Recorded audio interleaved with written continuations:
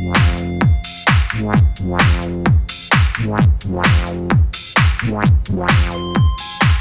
m'appelle Gauthier Paulin, j'ai 24 ans, je pilote Monster Energy Kawasaki en championnat du monde MX1. Ça fait maintenant 7 ans que je suis pro.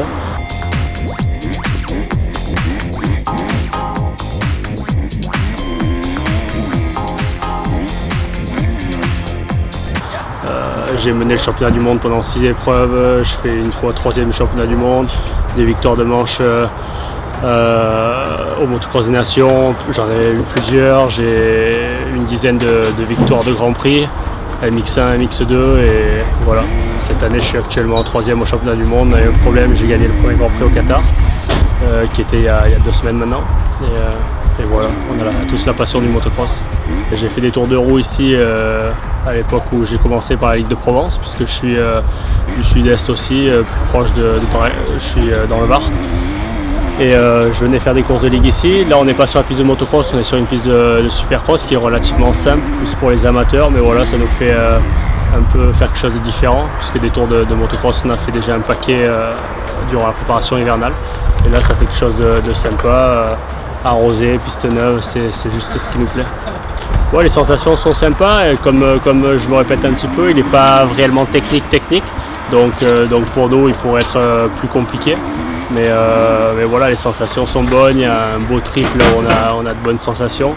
Après en tant que pro on aimerait toujours un poil plus corsé, mais il faut penser aux amateurs, ils l'ont fait réellement pour que tout le monde puisse, pour qu'ils soient abordables à tout le monde, à l'égard de tout le monde.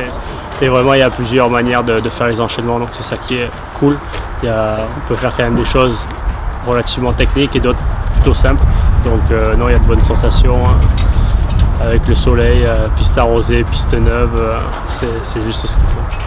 Qu'est-ce que je pourrais leur conseiller aux jeunes qui rêvent d'une carrière pro? De jamais oublier le plaisir, c'est quand même le primordial. Maintenant il faut bosser, c'est une pyramide. Au départ, tout le monde est là et petit à petit, les places se diminuent, mais bon, le rêve est accessible à tout le monde. Il suffit de s'en donner les moyens, c'est qu'il faut s'en donner. Quand tout le monde dit il suffit de se donner les moyens de faire quelque chose, non, c'est plus que ça. Maintenant, le haut niveau, ça devient de plus en plus compliqué. Il faut manger, dormir, moto. Il faut vivre pour ça et puis faire les choses professionnellement. La fédération met en place une équipe de France Espoir pour les aider à gravir les échelons. Et nous, on fait 18 Grands Prix, donc on est vraiment très loin de tout ça, puisqu'entre l'entraînement et les courses, tout ça, on est plus ailleurs qu'en France.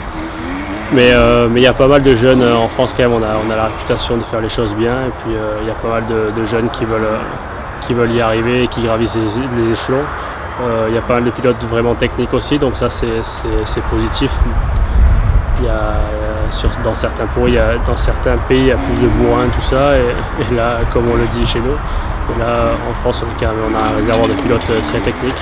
Maintenant, un pilote technique, il travaille souvent pas assez, et il faut rassembler les deux pour devenir pro. Mon sport en un mot, c'est de l'adrénaline. Je pense les sensations qu'on a en motocross, pour les trouver quelque part ailleurs, la difficulté physique, la difficulté mentale, les sensations. Je sais pas, 40 pilotes de cross derrière une grille de départ, lâchés dans la 2 secondes, le premier virage c'est toujours compliqué.